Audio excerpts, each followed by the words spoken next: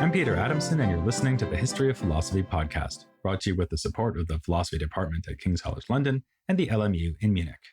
Online at historyofphilosophy.net. Today's episode, The Eye Sees Not Itself, but by Reflection. Theories of Vision.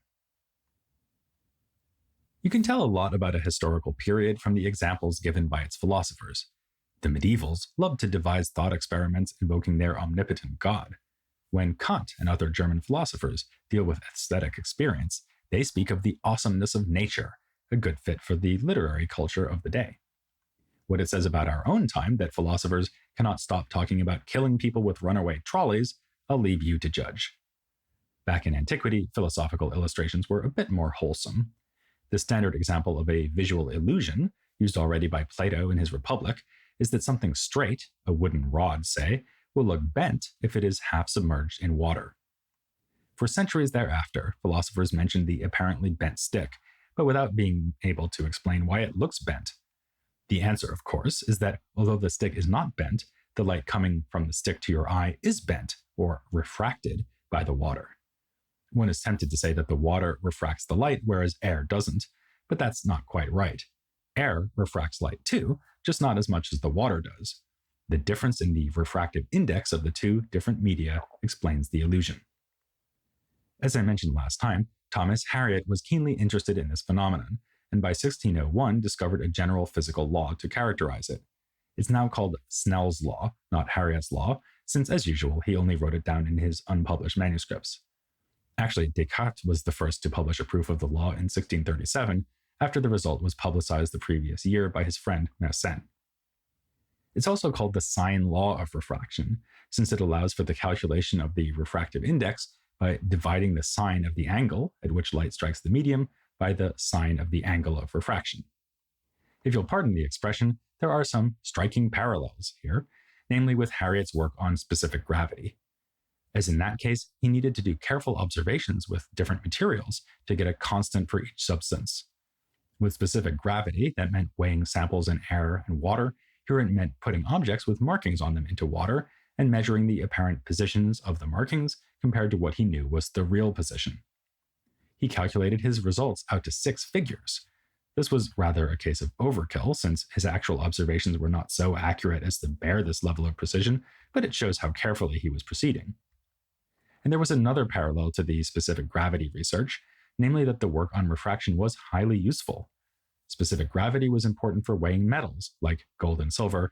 Refraction was important for something Harriot might have seen as even more crucial, namely astronomy. Since air does bend light too, the real positions of stars seen through our atmosphere would need to be recalculated by correcting for refraction. I just said that Harriot failed to convey this information to the world, but that's putting it mildly. He even deliberately concealed it. Like someone weighing precious metals, he had a golden opportunity to reveal the sine law when he entered into a correspondence with Johannes Kepler in 1606. This was prompted by his reading of Kepler's own work on optics, published 2 years earlier. Though Harriot was apparently in no hurry to share his law with the world, he apparently wanted to make sure that no one else would do it first. The exchange between them was ultimately frustrating, especially for Kepler. Harriot sent him only enough information from his own observations to disprove Kepler's preferred theory, which was that the index of refraction simply correlates with density. Kepler was persuaded that his guess was wrong, and badly wanted to know the real formula. "Now you," he wrote to Harriot, "excellent initiate of the mysteries of nature, reveal the causes." True to form, Harriot refused to do this, though he gave a hint at his own understanding when he teased Kepler, "I have now led you to the doors of the house of nature, where her secrets lie hidden. If the doors are too narrow for you, then mathematically abstract and contract yourself to an atom, and then you will easily enter. Later, when you leave, tell me what marvels you have seen." This suggests that Harriot wanted to explain refraction in terms of an atomic theory of matter, and that is confirmed by the work of Nathaniel Torporley, a fellow member of the Northumberland Circle. Harriot thought highly enough of him to make Torporley his literary executor. But as Aristotle once said when criticizing Plato, truth is more dear to us than our friends, and Torporley didn't hesitate to dish out some heavy criticism of Harriot's atomistic explanation of refraction. Think again about the body of water with an apparently bent stick in it. You might also see sunlight reflecting off the surface of that water, which shows that the water is reflecting some of the light while letting other light through, with the latter being refracted. Harriot's idea was apparently that the reflected light is bouncing off the top layer of atoms that make up the water. The refracted light, meanwhile, filters through the atoms of the body and in the process is deflected as it seeks a path through the empty spaces between these atoms. One of our former podcast guests, Robert Goulding, has aptly called this a zigzag through a pinboard account of refraction. Torporelli found it unconvincing. For one thing, the many rays of light should be bouncing off the atoms in all directions and not filtering through at just one angle all the time. For another thing, the refracted light that passes through the body somehow takes on its color. A stick in water may look somewhat blue, for instance, in addition to looking bent. If the physical makeup of bodies was controversial, the nature of light itself was still more mysterious. Astronomers like Harriot had every reason to concern themselves with this problem, since the only way for them to study the heavenly bodies was by means of the light that comes from them. The phenomena of parallax and refraction are just two examples of the way that optics and astronomy went hand in hand. Hence Harriot's investigations in both fields, but no one from the period illustrates the point better than his exasperated correspondent, Kepler. His work on optics represented a significant shift in the philosophy of light. Here, at the turn of the 17th century, the state of the art was still quite literally medieval. The most advanced account of light had been produced by the Muslim scientist Ibn al-Haytham, known in Latin as Al-Hazen. His works were used by a medieval author called Witello. Writings of both men were available in print by the time of Harriot and Kepler, thanks to the Thesaurus of Optics published in 1572 by Friedrich Risner, a student of Peter Ramus. The account that Harriot and Kepler could find in these texts took distance from Aristotle's theory of light and vision without fully abandoning all his ideas. For Aristotle, light simply enables a transparent medium to transmit the image of a visual object to the eye. By contrast, for Ibn al-Haytham, light is propagated along straight lines from light sources and then from the surfaces of the other bodies they illuminate. Imagine that I am looking at a giraffe standing in a pond, wondering why its legs look bent, or rather, even more bent than usual.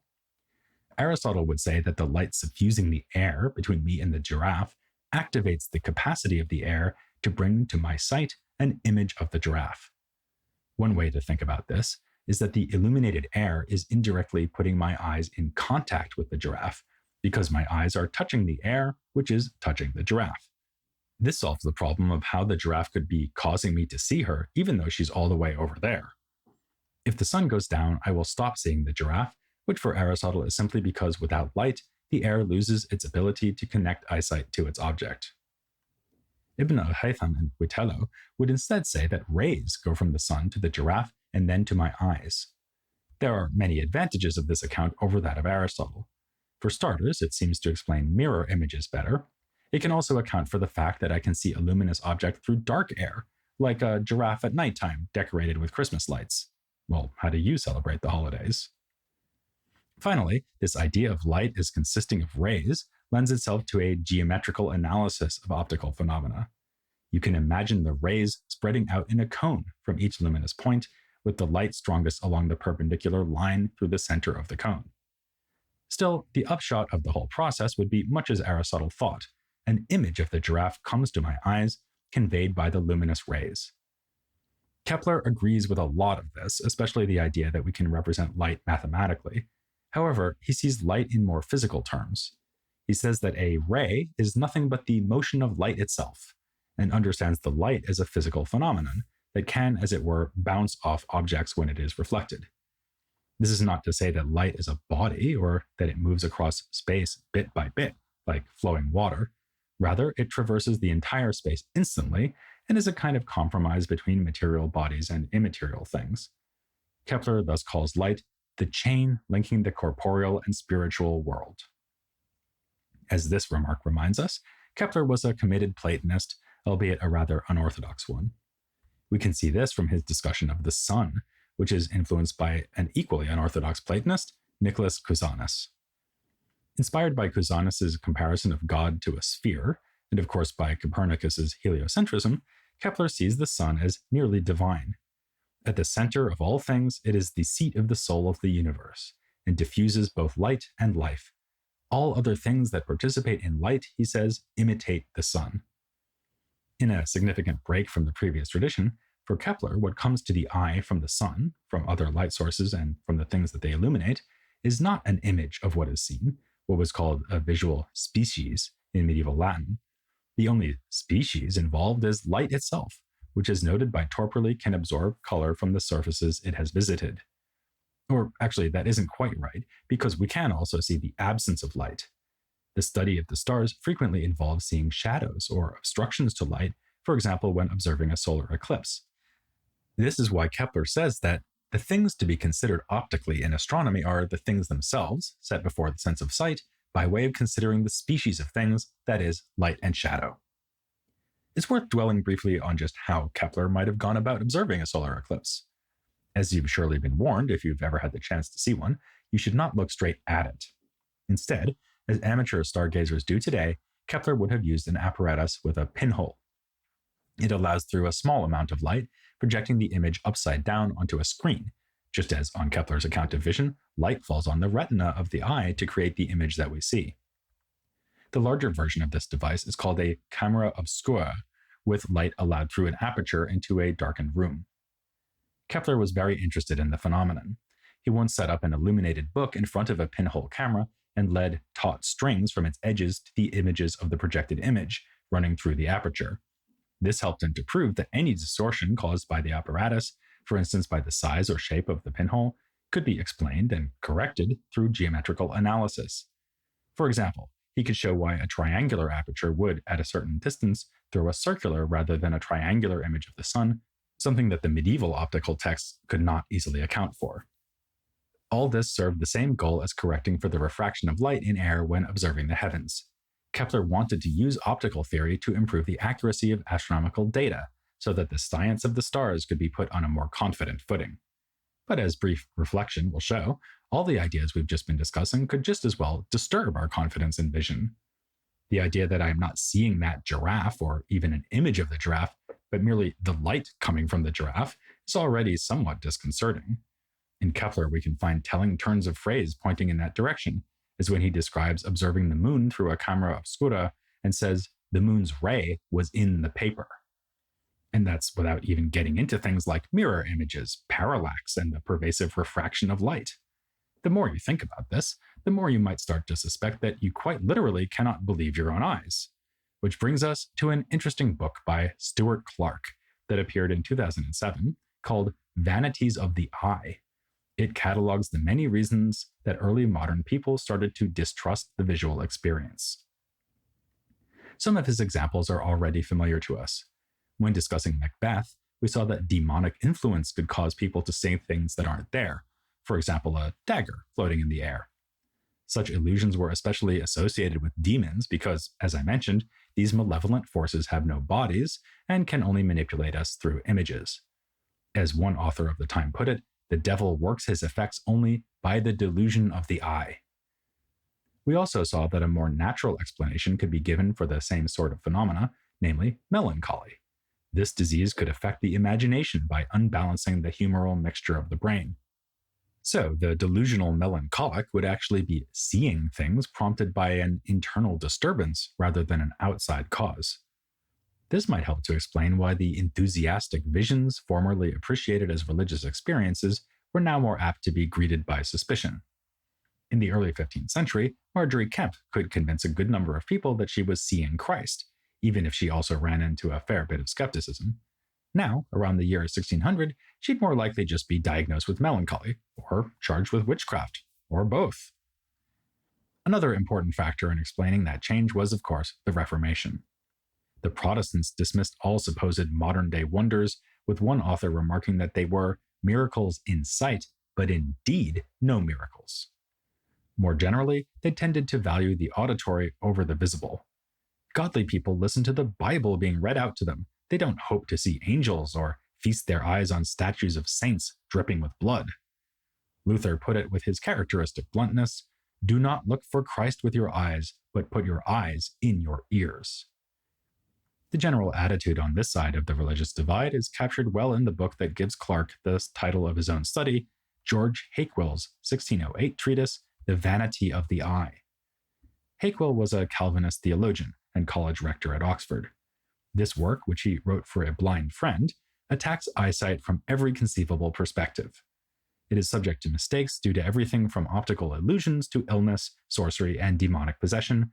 It is also associated with wicked desires, like lust, and worst of all, it's associated with Catholicism. Now, as Clark notes, this is rather an oversimplification. Catholics could be, and were, accused of an overly visual culture of worship. Their churches, untouched by the purifying bonfire of iconoclasm, were full of images of those bleeding saints and the suffering Christ.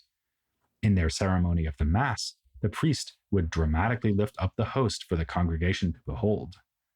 But according to the Catholic understanding of this miraculous event, there is a clash between the appearance of the sacrificial host and its real nature. It looks like bread, but in fact it is Christ's body.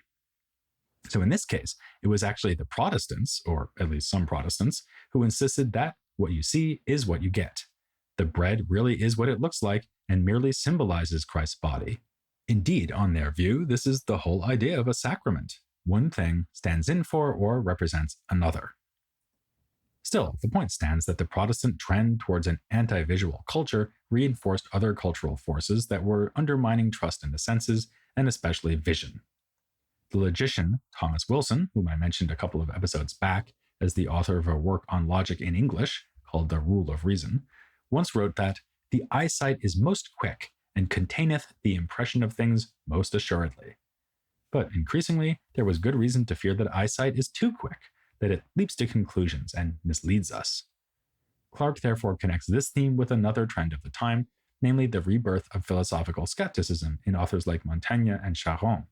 It may not be a coincidence that Hakewill, author of The Vanity of the Eye, was an admirer of Charron's treatise On Wisdom.